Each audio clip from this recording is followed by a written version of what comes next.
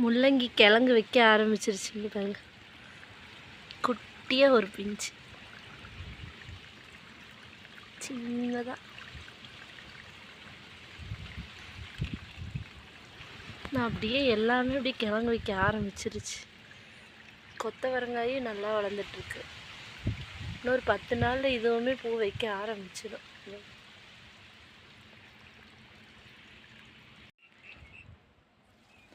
Star fruit பாருங்கள், எவ்வளோ அழகாக ஒரு கலராக பாருங்கள்.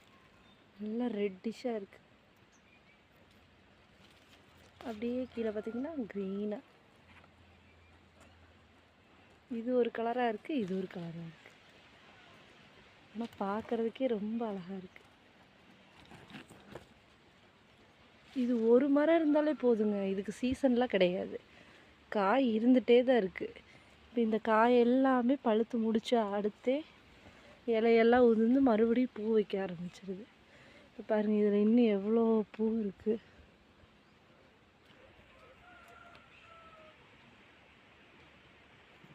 அப்படியே இன்னுமே தளைஞ்சிட்டு தான் இருக்குது பாருங்கள்.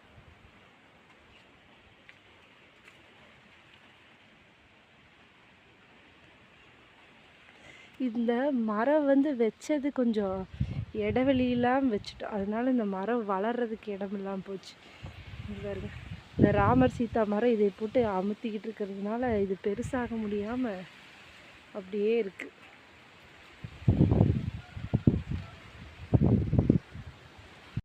மிளகா நாற்று எல்லாமே பெருசாகிடுச்சு. செம்ம அழகாக பிஞ்சு வந்துருச்சு. இங்கே பாருங்கள், நீட்டு மிளகா.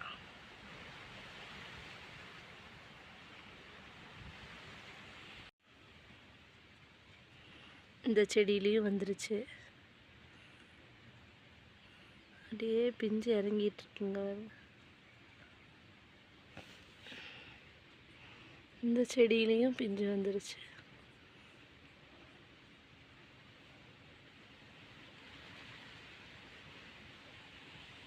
வெண்டைக்காயெல்லாம் நல்லா வந்துருச்சுங்க பாருங்க.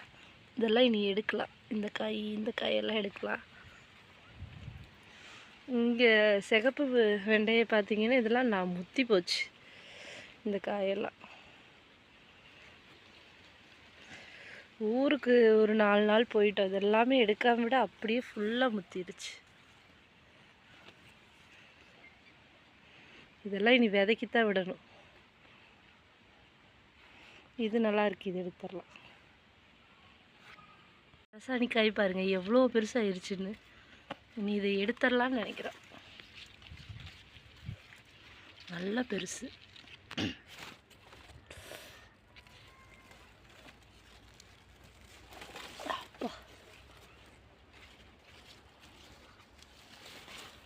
இன்னுமே இது பழுக்கணும்.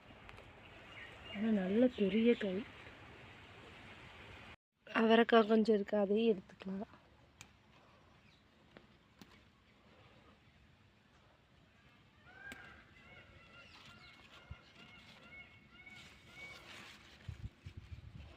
இது பார்த்தீங்கன்னா இது செடி அவரையா கொடி அவரையான்னே தெரில. கொடியை கிள்ளி விட்டால் செடியாகவே காய்க்குது. ஆனாலும் இங்கே பாருங்கள் எப்படி படர்ந்து போயிட்டுருக்குன்னு.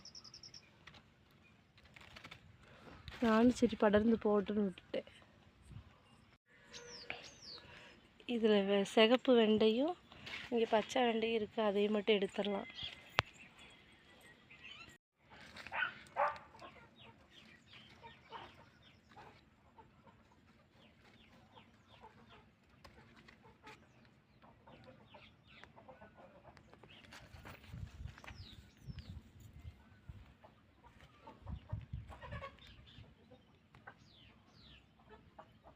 கொஞ்சம் கொத்தமல்லி தலையும் எடுத்துக்கலாம்.